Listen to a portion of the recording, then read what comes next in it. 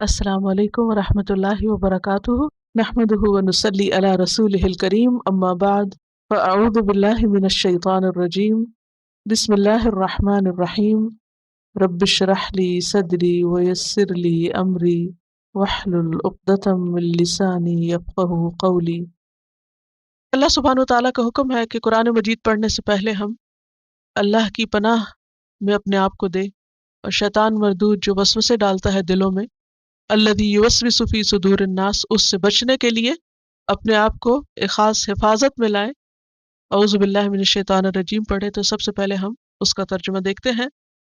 سورۃ النحل آیت 98 میں اللہ سبحانہ وتعالیٰ کا ارشاد ہے وَإِذَا قَرَأْتَ الْقُرْآنَ فَاسْتَعِذْ بِاللَّهِ مِنَ الشَّيْطَانِ الرَّجِيمِ، جب تم قرآن کی تلاوت کرو تو شیطان مردود سے اللہ کی پناہ مانگ لو۔ پھر اسی طرح قرآن مجید پڑھنے کا ادب یہ ہے کہ اس سے پہلے بسم اللہ الرحمن الرحیم کو بھی پڑھا جائے، کیونکہ ہمیں کیا حکم ہے کہ ہر کام کا آغاز ہمیں بسم اللہ سے کرنا چاہیے۔ اسی لیے آپ دیکھتے ہیں کہ سوائے سورۃ التوبہ کے ہر سورت کے شروع میں بسم اللہ الرحمن الرحیم لکھی ہوتی۔ یہ یاد رکھیے کہ وہ سورت کا حصہ نہیں ہوتی، بسم اللہ الرحمن الرحیم الگ ایک مستقل آیت ہے۔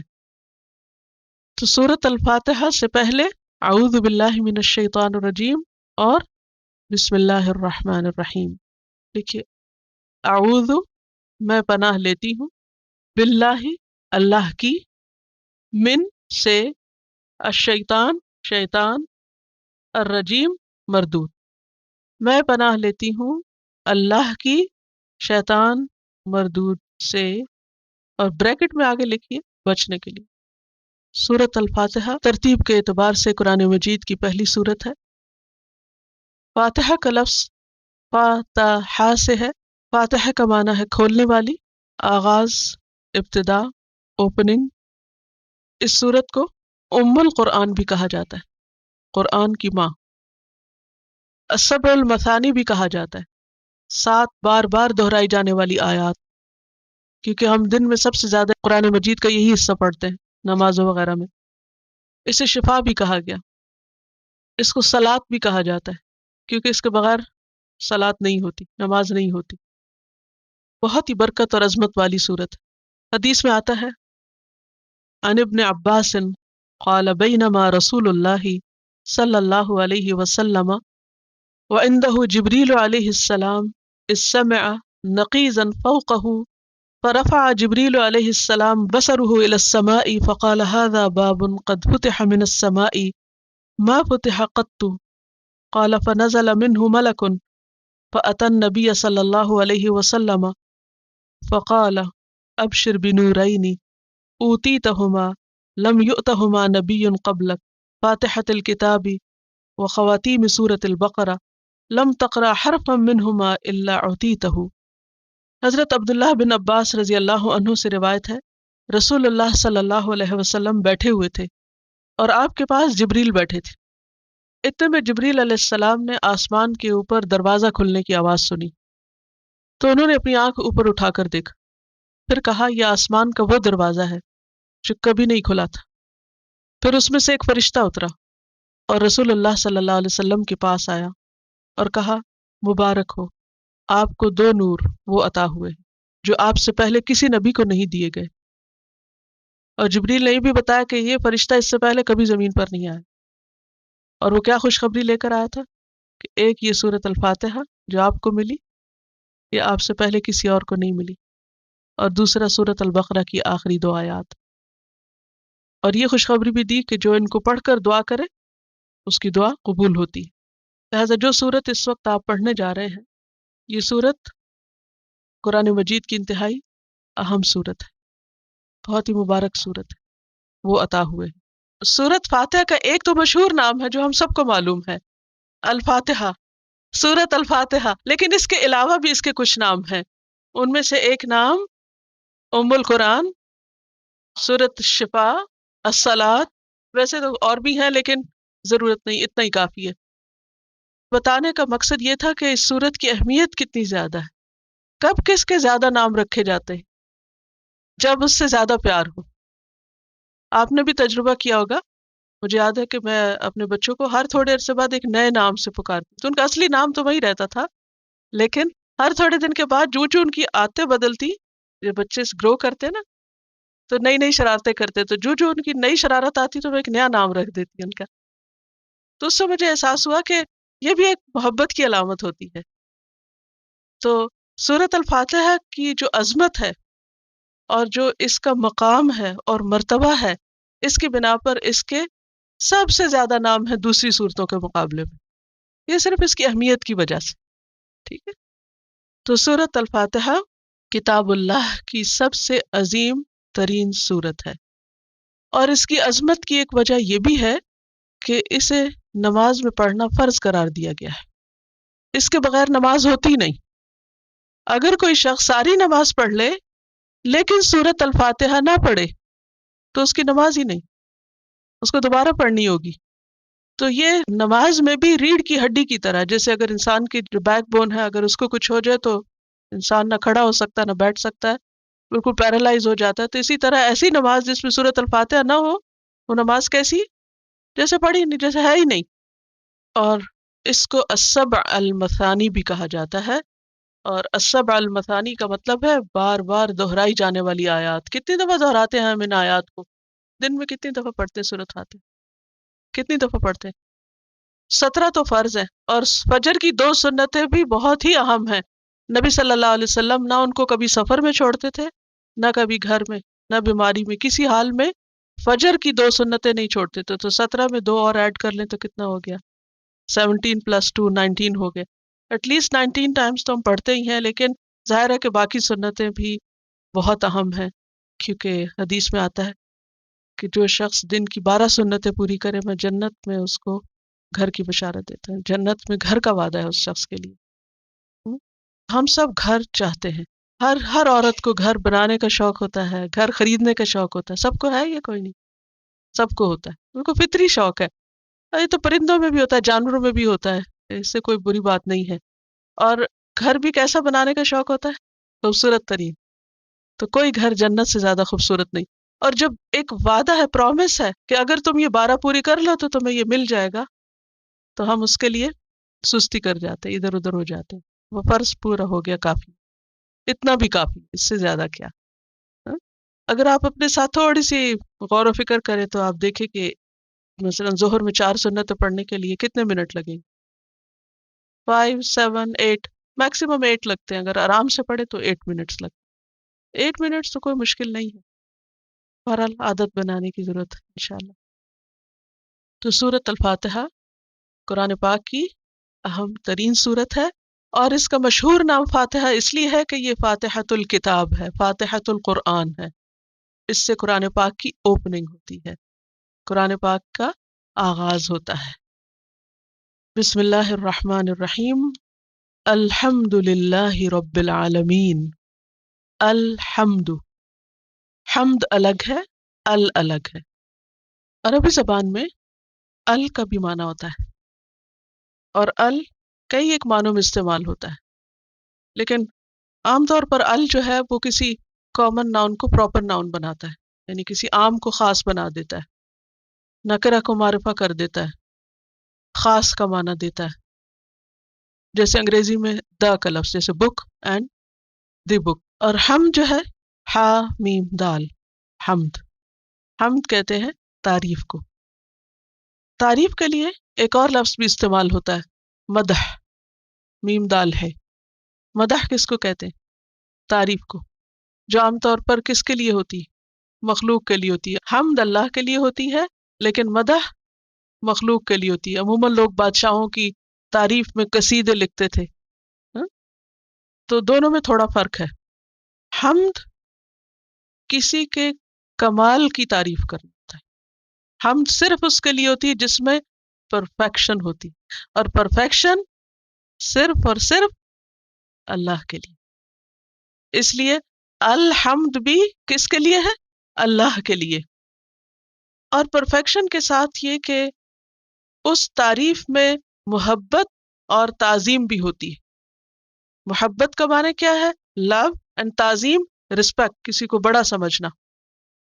تو حمد کا کیا معنی ہوا؟ تعریف کس پر؟ اس کی پرفیکشن پر. کیسی تعریف؟ جس میں کیا ہو؟ محبت اور تعظیم ہو، رسپیکٹ ہو. اس کو کہتے ہیں حمد. کس کے لیے؟ للہ، اللہ کے لیے. اب یہ جو للہ ہے، اس میں بھی آپ سامنے دیکھ رہے ہیں کہ لام الگ ہے اور اللہ الگ. عربی زبان میں حروف کے بھی معنی ہوتے ہیں. حروف میں لیٹرز، جیسے الف با تا تھا، آج آپ نے پڑھا نا. تو سب کے تو نہیں، لیکن بہت سارے جو لیٹرز ہیں ان کے بھی معنی ہوتے ہیں. تو لام کا مطلب ہے کے لیے، فور. اللہ ہی اللہ. اللہ کا لفظ جو ہے یہ الہ سے ہے، اور الہ کہتے ہیں معبود کو، جس کی عبادت کی جائے. ویسے الہ کا معنی ہوتا ہے عربی میں حیران کر دینا، اور مألوہ وہ چیز جس پر انسان حیران ہو جائے، جس میں عقل گم ہو جائے. اللہ سبحانہ و تعالی ایسا معبود ہے کہ جس کو ہم نہ دیکھ سکتے ہیں، لیکن اس نے اتنا کچھ بنا رکھا ہے، اس کی اتنی زیادہ کریشن ہر طرف پھیلی ہوئی ہے کہ جس کو دیکھ دیکھ کر ہماری عقل گم ہو جاتی. پہلے آپ لفظ سمجھ لیں، پھر حیران پریشان ہوں گے. اس سے پھر الہ کا مطلب سمجھ آتا ہے کہ واقعی وہی معبود ہے، وہی حمد کے قابل ہے. تو الحمد للہ، ساری حمد، خاص حمد، تعریف صرف اللہ کے لیے ہے.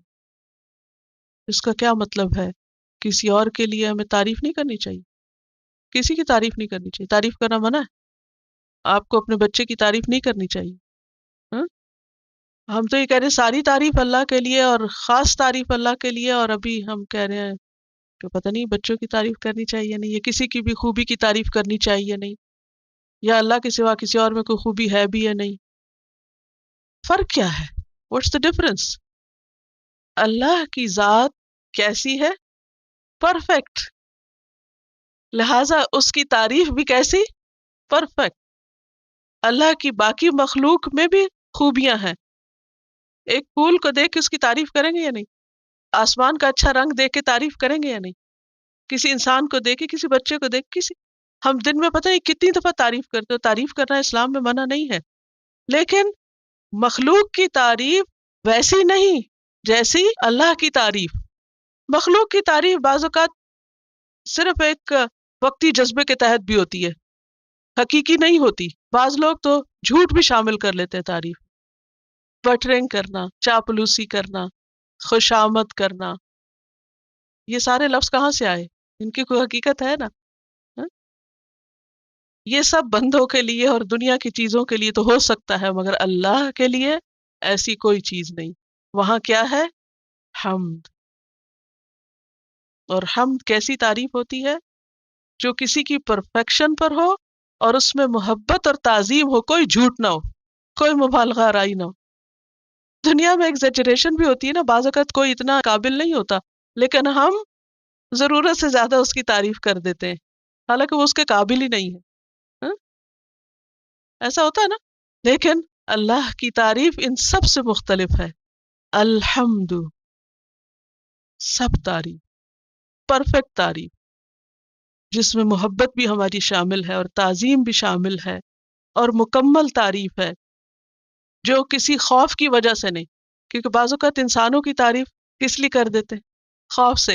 مثلا اگر آپ کو پتہ چلے کوئی آپ کو مارے گا، یا جیسے بچہ، بعض اوقات بچوں کی میں اس لیے زیادہ باتیں کر رہی ہوں کیونکہ آپ خواتین ہیں زیادہ تر، یا گھر میں اگر آپ بڑی بہن بھی ہے تو ہو سکتا ہے چھوٹے بہن بھائی ہوں یا بچے ہوں. بچے سب کو پیارے لگتے ہیں، اس لیے وہ ہر ایک کو سمجھ آنے والی بات ہے.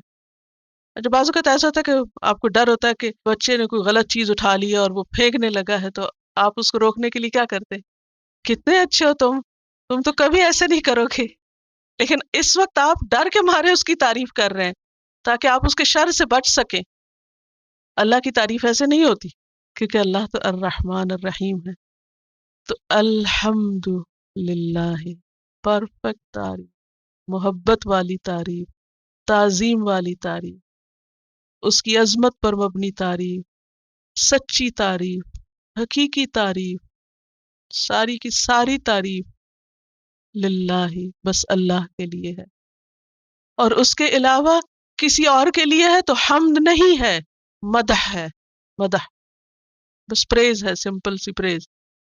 مشکل یہ ہے کہ نہ اردو میں، نہ انگریزی میں، نہ دنیا کی کسی اور زبان میں حمد کے مقابل لفظ ہے ہی نہیں جو یہ معنی دے آپ کو سارا۔ آپ جائیے انگریزی کی ڈکشنری کھولیے اور پریز میں دیکھیے یہ سارا معنی پایا جاتا ہے جو حمد میں؟ نو۔ اردو میں تعریف، نو، بہت ہی پھیکا لفظ ہے تعریف۔ تو جب ہم صرف ترجمہ پڑھتے ہیں نا تو قرآن پھر اندر نہیں اترتا، وہ لطف نہیں آتا، پھر وہ ہمارے رگوں میں نہیں سماتا۔ اس لیے ضروری ہے الفاظ کی گہرائی میں جانا۔ What does it mean؟ حمد ہے کیا چیز جو ہم بغیر روح کے، بغیر سوچے، بغیر سمجھے بس کہہ جاتے الحمد للہ الحمد للہ الحمد للہ، اور نہ دل میں خیال آتا ہے کہ اللہ کی تعریف ہو رہی ہے، اور نہ ہی کوئی دماغ میں چیز آتی ہے، اور بس صرف زبان بول رہی ہے اوپر اوپر سے۔ اب دیکھیے تعریف کرنے میں مزہ آتا ہے نا، تعریف سننے میں تو خیر سب کو ہی آتا ہے، لیکن کرنے میں بھی آتا ہے یا نہیں؟ جب آپ کسی اچھی چیز کو دیکھتے ہیں اور آپ خوش ہو کر اپنے جذبات کا اظہار کر رہے ہوتے ہیں، تو اسی طرح تعریف کرنا ہماری ضرورت ہے۔ قرآن کا آغاز اسی سے ہو رہا ہے، الحمد للہ۔ تو جب الحمد للہ آپ کہے تو آپ کی آنکھیں، آپ کا دل، آپ کا دماغ، اس سب کے اندر ایک رسپیکٹ اور محبت اللہ کے لیے ہونی چاہیے۔ الحمد للہ، اور اللہ جو ہے یہ ذاتی نام ہے، اللہ سبحانہ تعالیٰ کا، حقیقی معبود کا، الہ برحق کا۔ کیوں؟ کیوں اللہ کے لیے؟ کیوں؟ اس لیے کہ رب العالمین، وہ رب ہے تمام عالمین کا۔ اب یہاں پر آپ دیکھ رہے ہیں انالیسس کیا تو رب کا لفظ را با با ہے اس کا روٹ۔ تو رب یا ربو کا معنی ہوتا ہے تدریجاً نشو نما کرنا، گریجولی اینڈ سلولی کسی چیز کو پروان چڑھانا۔ اس کی مثال ہے جیسے ایک بیج سے درخت کا بننا، کتنا ٹائم لگتا ہے؟ ایک سیڈ ٹری میں کب کنورٹ ہوتا ہے؟ How much time it takes? اور ہم ایک دن میں کاٹ کے اس کا فرنیچر بنا لیتے ہیں۔ تو رب اس کو کہتے ہیں جو خالق بھی ہے، مالک بھی ہے، اور مدبر بھی۔ رب کو عربی میں 3 چیزوں سے ٹرانسلیٹ کیا جاتا ہے۔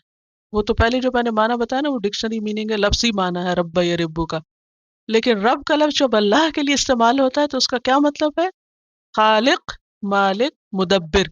بس یہ 3 لفظ آپ نے رٹ لینے ہیں کیونکہ یہ بار بار آئیں گے آگے بھی، بار بار پوچھوں گی کیا معنی ہے رب کا، پھر آپ بھولے گا نہیں۔ خالق کا کیا مطلب ہوتا ہے؟ پیدا کرنے والا۔ مالک، اون کرنا، کسی چیز پر پورا اختیار رکھنا، اس پر قابو پانا۔ اس کتاب کی میں مالک ہوں، آپ لیں تو صحیح، یعنی میرا اس پر اختیار ہے، میں چاہے تو اس پر رنگ رنگ سے لکھوں، جو مرضی کروں۔ تو خالق جو کریٹ کرتا ہے، بناتا ہے، مالک جو پھر اس کو اون بھی کرتا ہے، اور مدبر جو پلان کرتا ہے، پلانر سارے امور کا۔ اللہ نے کائنات کو پیدا بھی کیا اور اون بھی کرتا ہے، اور ان سب کو چلا بھی رہا ہے، اس کی تدبیر بھی وہ کرتا ہے، اوپر سے نیچے تک، آسمان سے زمین، زمین سے آسمان تک، ہر چیز کی تدبیر وہ کرتا ہے، چاہے بارش برسنی ہے یا نہیں، یا ہوائیں دائیں کو چلیں گی بائیں کو چلیں گی، کیا ہوگا کیا نہیں، سب اسی کی پلاننگ ہے، میری اور آپ کی نہیں، نہ کسی اور انسان کی۔ لوگ ہمیں ویدر فور کاسٹ تو بتا سکتے ہیں مگر اس ویدر کو تبدیل نہیں کر سکتے۔ اگر کوئی مصیبت سر پہ آ رہی ہو، سیلاب آ رہا ہو، تو اس کا کوئی علاج نہیں ہے ان کے پاس۔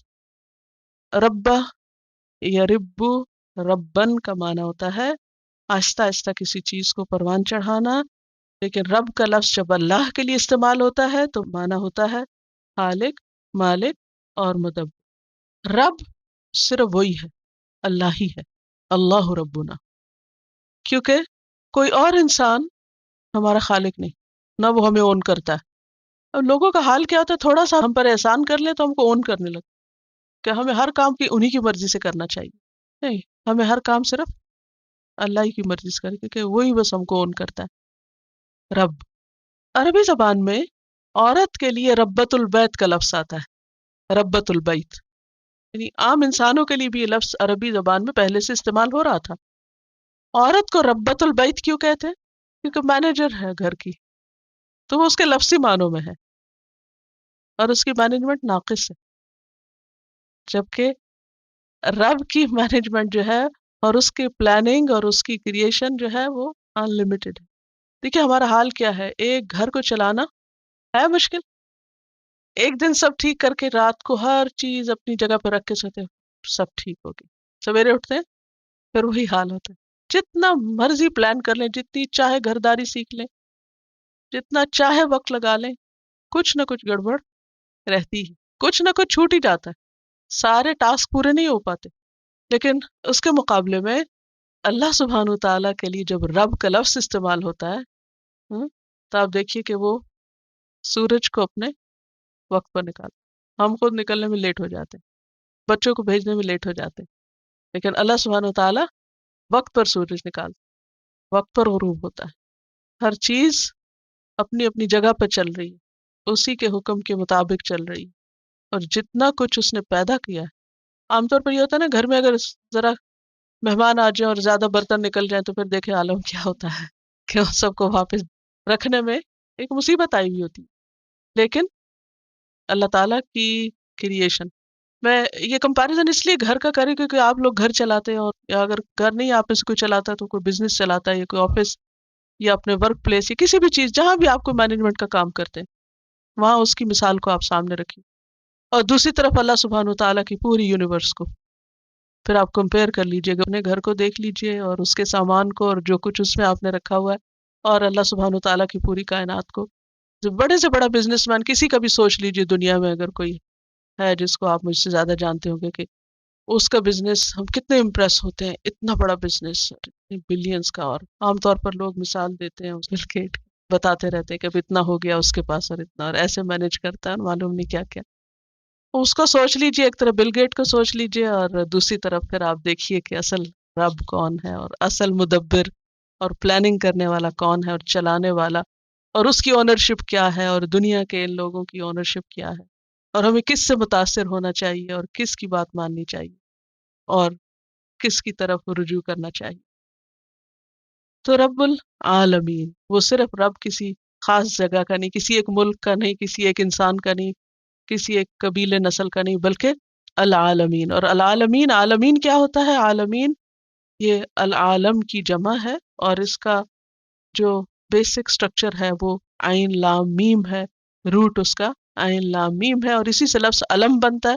اور علم کہتے ہیں نشانی کو، علم نشانی کو کہتے ہیں، اور عالم اسی سے نکلا ہے. ہر وہ مخلوق جو اللہ کے وجود اور اس کی معرفت کی طرف ہماری رہنمائی کرے. عالم کیا چیز ہے؟ ہر وہ چیز، اللہ کی ہر وہ کریشن، چاہے وہ ہمارا سیل ہی کیوں نہیں، چھوٹے سے چھوٹی چیز، یا کوئی سورج کو لے لیجیے، درخت کو لے لیجیے، آسمان کو لے لیجیے، اللہ کی کریشن کی ہر چیز کیا ہے؟ علم، جس سے ہمیں کیا پتہ چلتا ہے؟ کریٹر کا پتہ چلتا ہے. تو علم نشانی جو ہمیں کریٹر کی طرف رہنمائی کرے، اس کی پہچان کرائے. تو اللہ کے سوا باقی ساری چیزیں کیا ہے؟ عالم ہے. کریٹر ایک ہے اور باقی ساری اس کی کریشن ہے.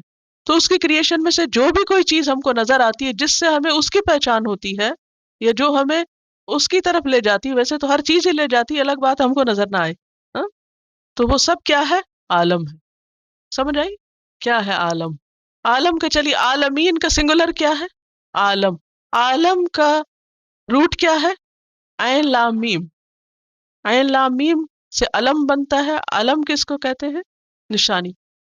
آپ نے اردو میں بھی علم کا لفظ جھنڈے کے لیے سنا ہوگا. سوال ہوتا ہے وہ کس لیے ہوتا ہے؟ جھنڈا کیوں اٹھاتے ہیں لوگ؟ نشانی. بس اب یاد رہے گا آپ کو. تو علم، عالم، نشانیاں جس سے کیا پتا چلے؟ خالق کا پتا چلے. ہم؟ اور مراد اس سے کیا ہے؟ ساری کریشن. تو رب العالمین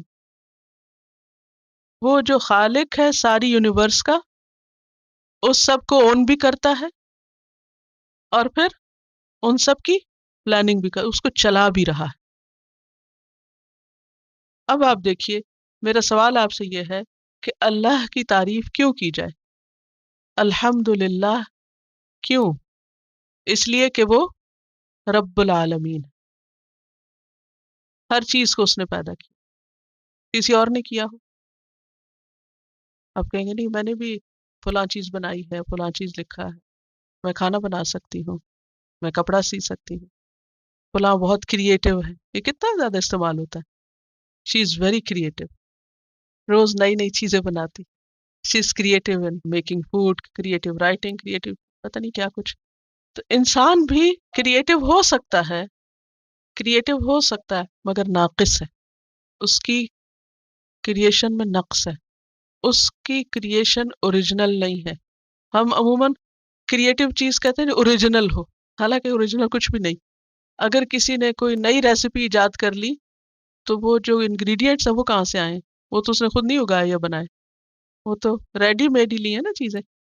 تو صرف کسی چیز کو نئے طریقے سے مکس کرنے کا نام کریٹیوٹی ہو گیا، یا کوئی ایک نیا اچھوتا خیال لے آنے کا نام کریٹیوٹی ہے؟ نہیں، اصل کریٹر وہ ہے جو اوریجنیٹر بھی ہے. اور کریٹر وہ ہوتا ہے جو کچھ نہ سے کچھ بنائے. کچھ چیزوں سے کچھ اور بنا لینا یہ کریٹو ہونا نہیں ہے. میری بات سمجھ میں آ رہی؟ دنیا میں جتنے بھی کریٹر ہیں وہ دراصل اللہ کی کریشن کو اسمبل کر رہے ہیں. بس ان کو نیا نیا شکل دیتے، بس شیپ دیتے رہتے ہیں، اسمبل کرتے رہتے ہیں، کچھ سے کچھ ملاتے، کبھی ادھر ملا دیتے، پھر ان کو ادھر کہیں اور ملا دیتے، پھر کچھ اور بنا لیتے ہیں. بس یہ کچھ کر رہے ہیں. یہ کریٹر ہونا نہیں ہے، اور یہ کریٹو ہونا ایکچولی نہیں ہے. تو سب تعریف اللہ کے لیے، کیونکہ وہ رب العالمین ہے، ہر چیز اسی نے بنائی ہے، اس لیے سب سے زیادہ تعریف اسی کی. اس سے ایک بات یہ پتہ چلتی ہے کہ اللہ کے علاوہ جو بھی ہے، چاہے وہ پیغمبر ہیں، چاہے فرشتے ہیں، چاہے اولیاء اللہ ہیں، وہ سب بھی اللہ ہی کے بنائے ہوئے. وہ اللہ کے شریک نہیں ہیں، اللہ کے مقابل نہیں ہیں، اور اللہ کے محتاج ہیں. یا ایھا الناس انتم الفقراء الی اللہ، اے لوگو تم سب اللہ کے محتاج ہو. تو الحمد للہ رب العالمین، سب تعریف اللہ کے لیے ہے جو رب ہے تمام جہانوں کا. اور رب ہونے کے باوجود وہ کیا ہے؟ الرحمن الرحیم. الرحمن، اس میں بھی آپ دیکھیے ال آ رہا ہے اور رحمان آ رہا ہے. تو ال کا کیا مطلب ہوتا ہے؟ خاص. الرحمن بہت رحم کرنے والا. اور رحمان کا لفظ کس سے ہے؟ را ہا میم سے. رحمت کا لفظ اردو میں بھی آپ جانتے ہیں، بولتے رہتے ہیں. ہاں؟ رحمت اللہ سبحانہ تعالیٰ کی خاص صفت ہے. صفت، صفت کیا ہوتا ہے؟ وصف کیا ہوتا ہے؟ کوالٹی. کوالٹی اللہ کی کوالٹی ہے. وَرَبُّكَ الْغَنِيُّ ذُو الرَّحْمَةِ، اور تیرا رب غنی ہے، رحمت والا ہے. رحمت اس کی صفت ہے. اور رحمان کا لفظ جو ہے یہ فعلان کے وزن پر ہے. رحمان، فعلان. عربی زبان میں جو لفظ فعلان کے وزن پر آتے ہیں، وزن کا مطلب یہ کہ اتنے ہی حرف ہے، وہی بولنے کا انداز ہے، تو اس میں بہت وسعت ہوتی. رحمان، بہت زیادہ رحم فرمانے والا. الرحیم، رحمان میں بھی رحمت کی بات آ گئی، دوبارہ پھر کیوں الرحیم کی بات ہوئی؟ دونوں میں معنی کے اعتبار سے تھوڑا سا فرق ہے. رحمان میں تو کثرت اور وسعت اور بھر جانا، کسی چیز کا زیادہ ہونا اور بھر جانا، اس کے لیے آتا ہے فعلان کا وزن. عربی میں یہ بھی ہوتا ہے، جیسے کوئی بہت غصے میں ہو تو کہتے ہیں غضبان، یعنی غصے سے بھرا ہوا اور بہت زیادہ غصے میں. اسی طرح عربی میں کہتے ہیں عطشان، بہت زیادہ پیاسا. اسی طرح جوعان، بہت زیادہ بھوکا. تو فعلان کے وزن پر جو بھی عربی میں لفظ آتے ہیں ان میں زیادتی بھی ہے اور کسی چیز کا بھرا ہوا ہونا بھی ہے، کثرت. تو اللہ سبحانہ تعالیٰ کی رحمت عام ہے. اللہ کی رحمت دو طرح کی ہے، ایک عام ہے اور ایک خاص ہے. تو رحمت عام جو ہے، جو سب کے اوپر چھائی ہوئی ہے، ہر ایک پہ چھائی ہوئی ہے دنیا میں، چاہے وہ انسان ہو، جن ہو، حیوان ہو.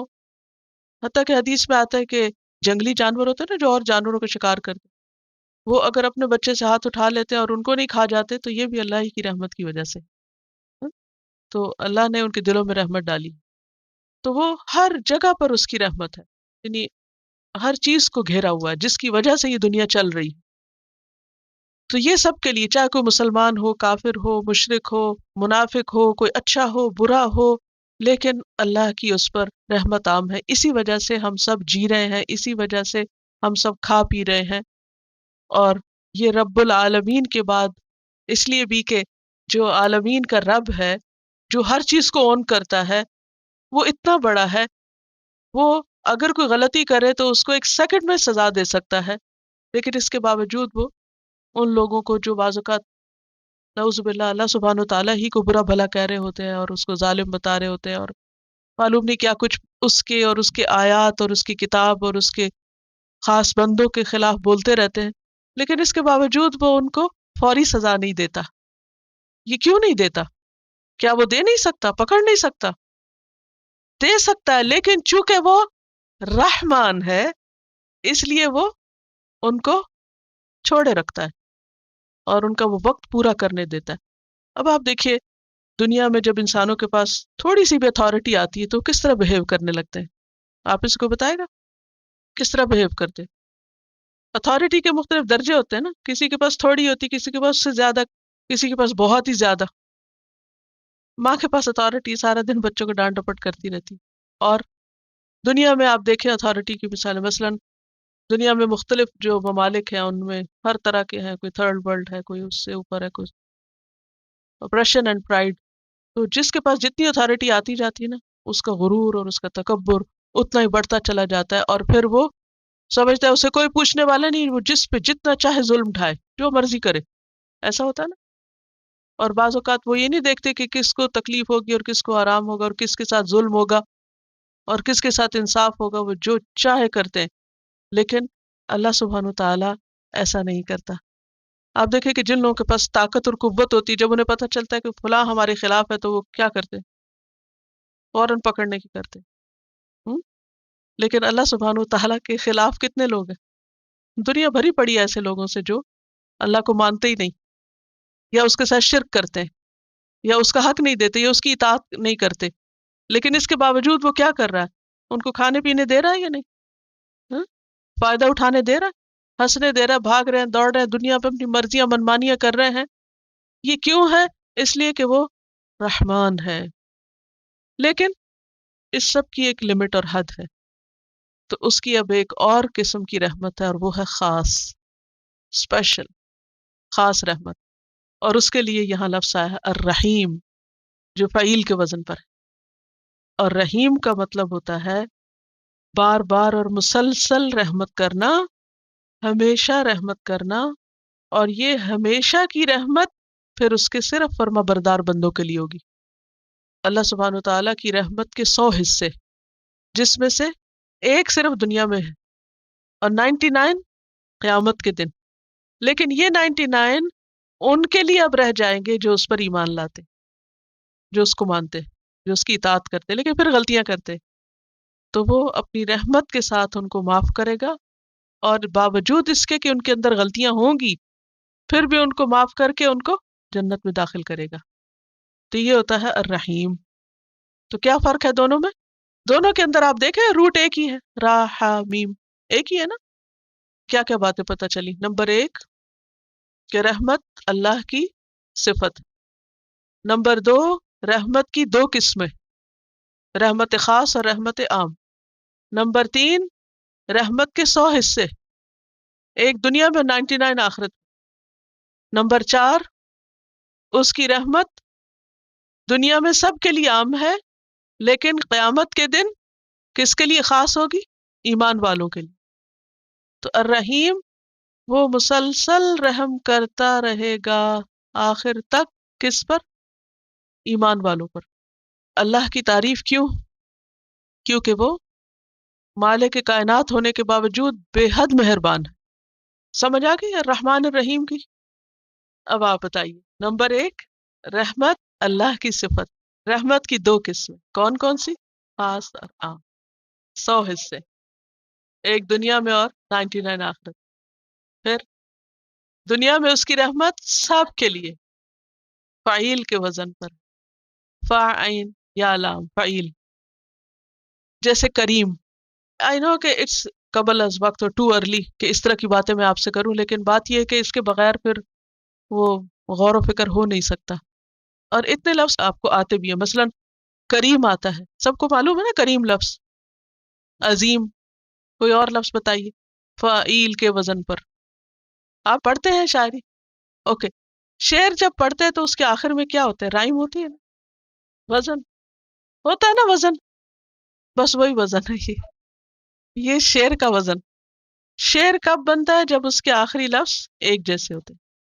لیکن اردو میں آپ دیکھیے وہ بس ایسے تکہ بندی سے ایک ایک جیسے لفظ لگا لیتے ہیں، ان کے میننگ میں وہ سملیرٹی نہیں ہوتی. عربی میں جب وزن آتا ہے تو میننگ کی سملیرٹی بھی آتی ہے. اب اس میں آپ دیکھیے کہ جیسے رحیم کی طرح اگر عظیم ہے، کریم ہے، حکیم ہے، عزیز ہے، لطیف ہے، کتنی صفات ہے اللہ سبحانہ و تعالیٰ کی، وہ سب اسی کے اوپر ہے. اور جب اس وزن پہ کوئی چیز آتی ہے تو اس میں تسلسل کا معنی آ جاتا ہے، ہمیشہ مسلسل.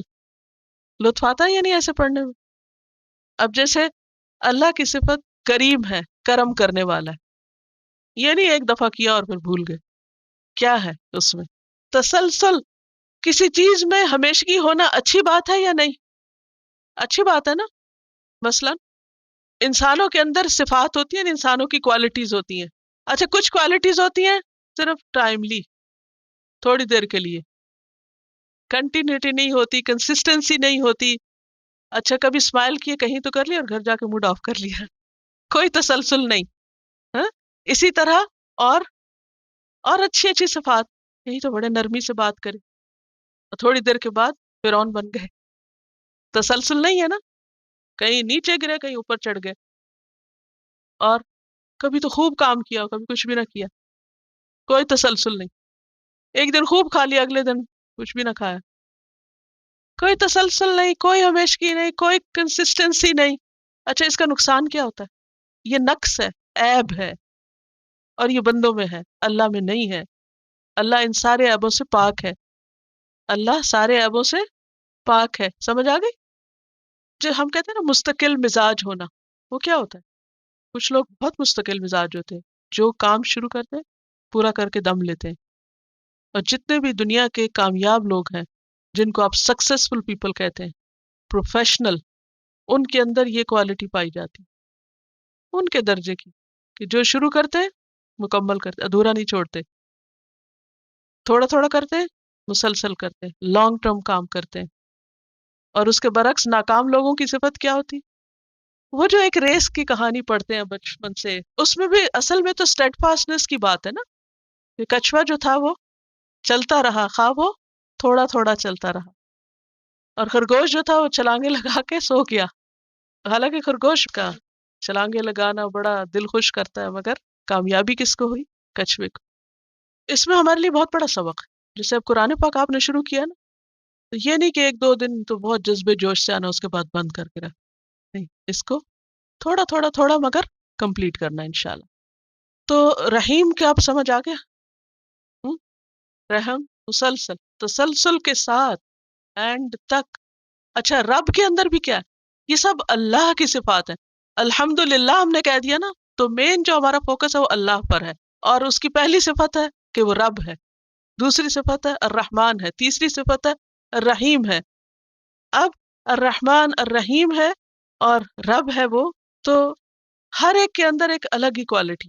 رحمان میں ایک اور چیز ہے، رحمان کا لفظ بھرتے منہ بھر جاتا ہے، رحمان بہت کثرت کا تصور آتا ہے. لیکن رحیم میں اس طرح بہت بڑا ہونے کا تو نہیں آتا، مگر اس میں کنٹینیوٹی کیا آتا ہے، تو اس کی ہر شان نرالی. مالک یوم الدین، مالک، سوچئے مالک کون ہوتا ہے؟ آپ عام طور پہ لفظ پڑھتے ہیں مالک، ملک، ملک، یہ لفظ جانے پہچانے نا سب کو. سبا قرات کا لفظ آپ میں سے شاید کچھ لوگوں نے سنا ہو. تو سبا قرات میں سے ایک قرات میں اس کو ملک یوم الدین بھی پڑھا گیا. وہ غلط نہیں پڑھتے، وہ ایکچولی ایک اور قرات پڑھتے ہیں، it's another style of reading Quran. تو مالک بھی ہوتا ہے اور ملک بھی ہوتا ہے. ہے صفت اللہ کی، لیکن تھوڑا سا بیچ میں فرق۔ مالک کا لفظ جو ہے میم لام کاف سے ہے، ملک۔ ملک کس کو کہتے ہیں؟ ملک کنٹری کے لیے آتا ہے، حکومت کے لیے بھی آتا ہے۔ ملوکیت کبھی سنا لفظ؟ خلافت اور ملوکیت نظام حکومت ہے، ملک ہوتا ہے، کنگ ہوتا ہے۔ تو ملک کا یملک کا معنی ہوتا ہے کسی چیز پہ قابو پانا۔ تو جو ملک ہوتا ہے، بادشاہ ہوتا ہے، وہ کیا کرتا ہے؟ بعض اوقات قابو ہوتا ہے اس کا اور بعض اوقات نہیں ہوتا۔ تو جو مالک ہوتا ہے پورا اختیار اور اتھارٹی رکھتا ہے، کامل طور پر، مکمل طور پر اس کی اتھارٹی ہوتی، اونز، اختیار بھی ہوتا ہے اس کا۔ لیکن ملک جو ہے اس میں اونرشپ تو ہوتی ہے مگر اختیار ضروری نہیں۔ مالک میں اونرشپ بھی ہے اور اختیار بھی ہے، اتھارٹی بھی ہے، لیکن ملک میں اونرشپ تو ہے لیکن اتھارٹی نہیں۔ فرق کیا ہے؟ کوئی شخص کسی گھر کا مالک ہے تو کیا ہوتا ہے اس کے پاس؟ میں اس کی مالک ہوں، اس پین کی۔ جب مالک ہوں تو میں اس کو اون بھی کرتی ہوں اور میرا اس پہ اختیار بھی ہے۔ کیا اختیار ہے؟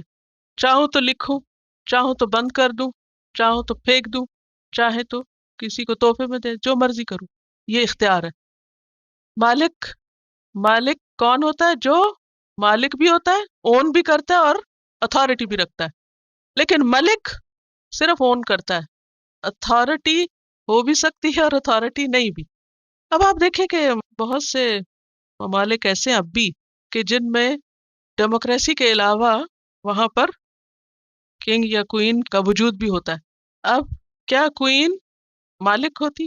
ملکہ ہوتی، ٹھیک ہے، مالک نہیں، ملکہ۔ ہر چیز پر اس کا اختیار نہیں، اس کی مرضی نہیں، ہر چیز پر اس کی اتھارٹی نہیں، حالانکہ اس کو ایک سپریم پوزیشن حاصل ہے۔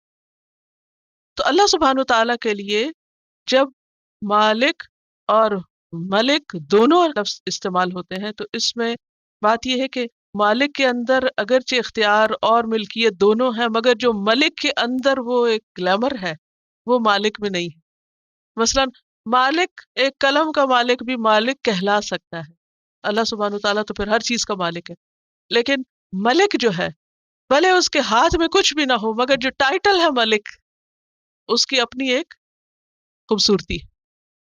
تو اللہ سبحانہ وتعالیٰ کے لیے مالک اور ملک دونوں ہی بولے جاتے ہیں۔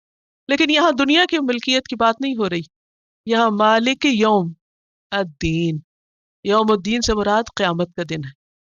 یوم عربی میں کہتے ہیں دن کو، اور عربی کا دن کب شروع ہوتا ہے؟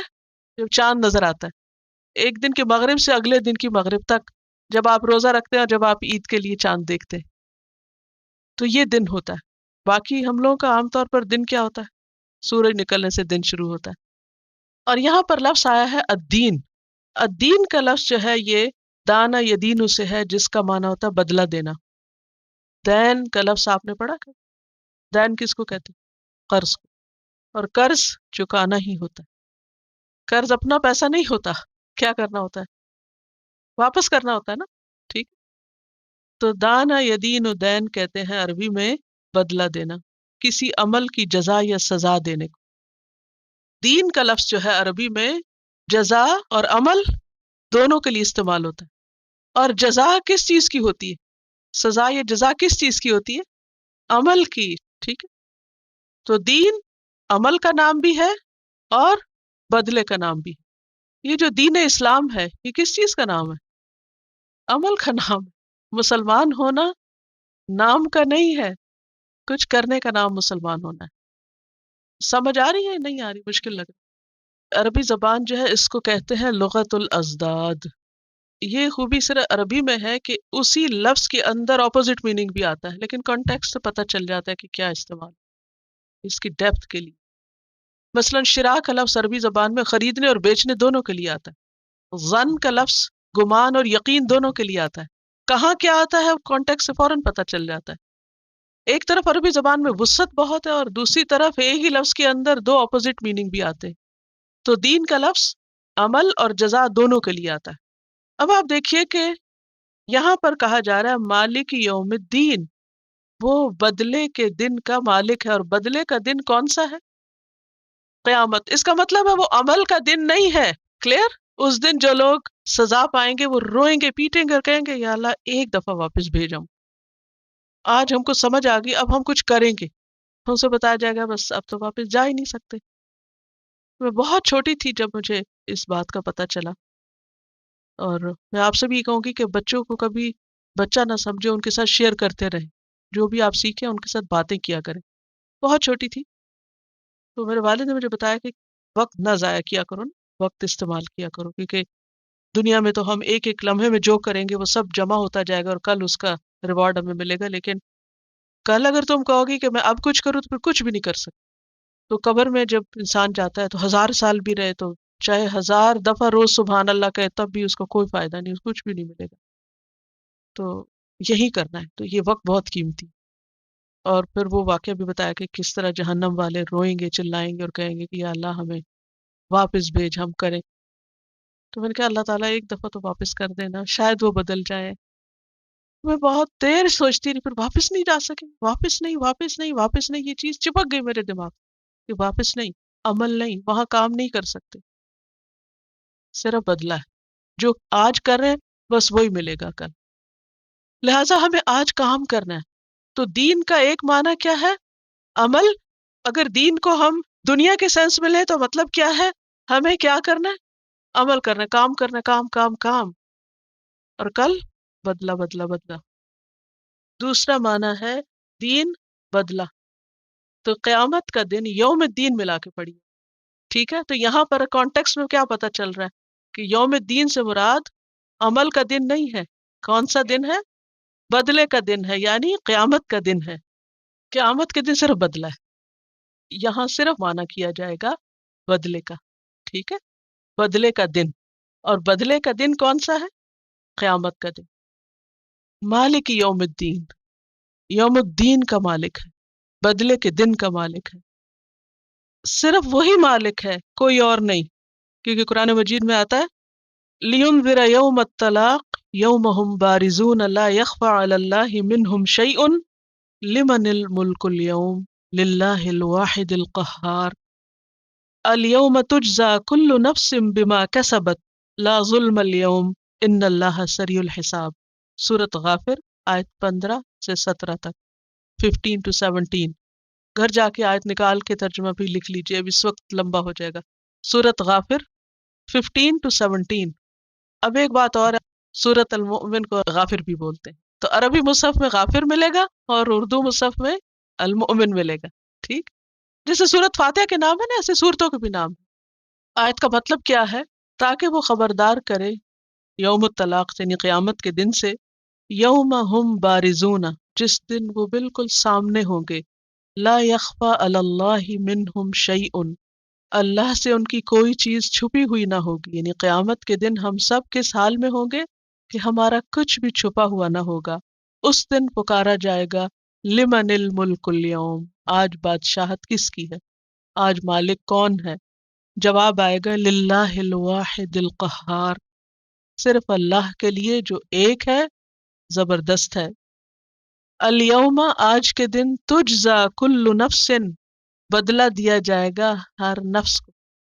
اب آپ نے جو سوال کیا تھا کہ دین کا معنی ہم یہاں بدلہ کیوں کر رہے ہیں جبکہ عمل بھی معنی ہے، تو اس کی وضاحت ہمیں اس آیت سے ہوتی کہ یہاں دین کا معنی جزا ہے، کیونکہ الیوم، آج کے دن، تجزا کل نفس، ہر نفس کو جزا ملے گی، بما کسبت، جو بھی اس نے کام کیے، لا ظلم اليوم، آج کسی پہ ظلم نہ ہوگا، ان اللہ سریع الحساب، بے شک اللہ جلد لینے والا ہے حساب، حساب بہت جلدی کر لے گا۔ حدیث میں آتا ہے کہ دنیا کے دن کے ظہر کے وقت تک سب انسانوں کا حساب پورا ہو جائے، اتنی تیزی سے حساب ہوگا۔ آج ہمارے تیز سے تیز ترین کمپیوٹر کتنی تیزی سے کیلکولیشنز کرتے ہیں، کچھ بھی نہیں اس کے مقابلے میں جو قیامت کے دن ہر ایک کے زندگی کے ایک ایک لمحے میں جو جو کچھ اس نے کیا سب کی کیلکولیشن ہو جائے گی، ہر چیز کو گن کے رکھ دیا جائے گا، کتنے سچ بولے، کتنے جھوٹ بولے، کتنی خیانت کی، کتنا دھوکہ دیا، کیا کتنی نمازیں پڑھی، کتنی نہیں پڑھی، کتنی کس کوالٹی کی تھی، اتنی تیز سپیڈ سے حساب ہوگا کہ پوری کی پوری مخلوق جو اول سے آخر تک ہے ان سب کا آدھے دن میں اللہ حساب کر کے ختم کر دے گا، اوکے جاؤ جہاں جا۔ اب ہو سکتا ہے آپ سوچے کہ تو 50,000 سال کا ہم نے سوچا تھا، وہ حساب میں 50,000 نہیں لگیں گے، وہ انتظار میں ہوں گے۔ اصل میں وہ مالک ہے، جیسے کسی کے ساتھ چاہے معاملہ کرے، باقی سب مملوک ہیں۔ ہاں ہمیں اچھی امید رکھنی چاہیے کہ مومن بندے کی جو اللہ سے محبت کرتے ہیں ان سے اللہ کی ملاقات پرائیویٹ ہوگی، اللہ تعالیٰ چھپا کے ان سے بات اور انہیں نہیں دیکھنے دے گا کیا بات ہو رہی ہے۔ اور پھر اللہ تعالیٰ فرمائے گا میں نے دنیا میں تجھے ڈھانپا تھا نا، جب اللہ تعالیٰ اس کو کھولے گا اتنا کچھ تو بندہ سمجھے گا میں ہلاک ہونے لگا، میں بچ ہی نہیں سکتا، اتنے گناہ کیے ہیں میں نے۔ تو اس وقت جس کو اللہ معاف کرنا چاہے گا تو اللہ تعالیٰ فرمائے گا میں نے تجھے دنیا میں بھی ڈھانپا تھا، تیرے عیبوں پہ پردہ ڈالا، تو نے یہ غلطی کی تھی نا، یہ بھی کوئی نہ نہیں کرے گا، جو کیا ہوگا سب مان جائیں گے۔ پھر اللہ تعالیٰ کہے گا جاؤ اب بھی ڈھانپتا ہوں، چھپا کے واپس۔ لیکن کسی کے پاس کوئی گارنٹی نہیں، کیونکہ مالک وہ ہے۔ مالک یوم الدین کا مطلب یہ کہ سب اس کے ہاتھ میں۔ اس سے پتہ کیا چلتا ہے کہ ہم سب کو اس کے لیے خالص ہو جانا چاہیے، اس سے دوستی پکی کر لینی چاہیے، تنہائی میں اس سے باتیں کرنی چاہیے، کیونکہ جس سے محبت ہوتی ہے تو کیا دل چاہتا ہے اکیلے میں اس سے بات وسپر کریں۔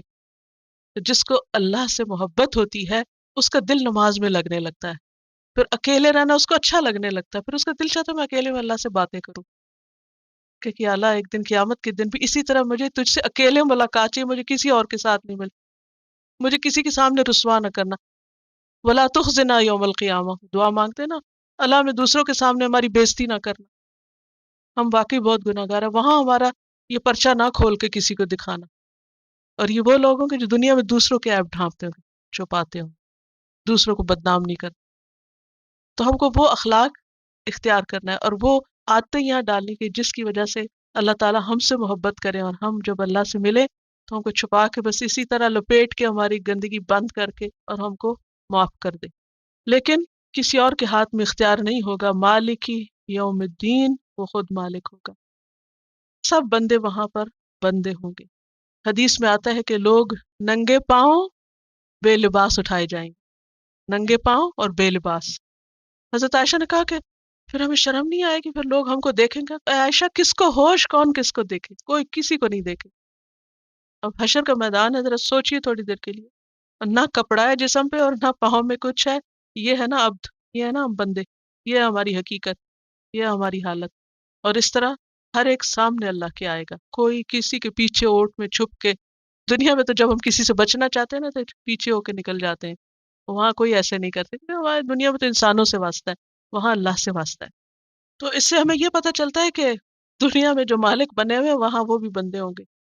جیسے ربۃ البیت، گھر کی مالکہ دنیا میں عورت ہوتی ہے، لیکن قیامت کے دن ماں اور بچہ ایک ہی جگہ پر ہوں گے، استاد شاگرد ایک ہی حال میں، سب کے کپڑے اترے ہوئے ہیں، سب کی عزتیں برابر ہیں، بڑے بڑے بادشاہ اور حقیر غلام سب ایک لائن قطار میں۔ صرف عزت اگر کسی کے پاس ہے تو وہ تقویٰ کی وجہ سے اور اچھے عمل کی وجہ سے ان کو عزت دی جائے گی۔ اور ان کی تفصیل آتی ہے کون کون اللہ کے خاص بندے ہوں گے جو عرش کے سائے تلے ہوں گے اور نور کے ممبروں پر ہوں گے، اور ان کو عزت اور مقام بخشا جائے گا۔ تو بہرحال وہ مالک ہے یوم الدین کا۔ تو اس آیت سے ہمیں یہ پتہ چلتا ہے کہ قیامت کے دن کا حساب برحق ہے۔ دین کا مطلب ہی ہے جزا دینا، بدلہ دینا، یعنی قیامت کے دن آئے گا اس لیے کہ لوگوں کو بدلہ دیا جائے کس چیز کا، جو وہ آج دنیا میں کر رہے ہیں، کیونکہ اللہ نے ہم کو بیکار نہیں پیدا کیا یہاں۔ افحسبتم انما خلقناکم عبثا، کیا تم سمجھتے ہو ہم نے تم کو یہ بیکار پیدا کر دیا؟ وانکم الینا لا ترجعون، اور تم ہماری طرف واپس نہیں لوٹائے جاؤ گے؟ نہیں، ایسا نہیں ہوگا، واپس آؤ گے۔ ہم ہر وقت تو کہتے ہیں انا للہ و انا الیہ راجعون، اس کا کیا مطلب ہے؟ اللہ نے آسمان و زمین کو بیکار نہیں بنایا، کائنات کی کوئی چیز، آسمان و زمین کچھ بھی بیکار نہیں ہے، سب کا ایک مقصد ہے۔ اور سورۃ القیامہ میں اللہ تعالیٰ فرماتے ہیں یحسب الانسان ان یترک سدی، کیا انسان سمجھتا ہے کہ اس کو ایسے ہی چھوڑ دیا جائے گا، بیکار چھوڑ دیا جائے گا؟ اس کا حساب نہیں لیا جائے گا، پوچھا جائے گا اس سے۔ اور سورۃ انشقاق آیت 6 میں آتا ہے یا ایھا الانسان انک کادح الی ربک کدحا فملاقیہ، اے انسان تو آہستہ آہستہ اپنے رب کی طرف جا رہا ہے، کشاں کشاں، ہر قدم ہمارا کس طرف جا رہا ہے، زندگی کا ہر دن کس طرف جا رہا ہے؟ اللہ کی طرف۔ فملاقیہ، پھر اس سے ملو گے تم، ملاقات ہونے والی، ہر ایک کو ملاقات کرنا ہے۔ کچھ تو ملاقات کریں گے خوش ہو جائیں گے، اور کچھ ملاقات کریں گے شرمندہ ہوں گے۔ اللہ تعالیٰ کہ اتنا کچھ تجھے دیا تھا، تیرے پاس اتنا وقت نہیں تھا کہ تو میرے سے ملاقات کی تیاری کرتا.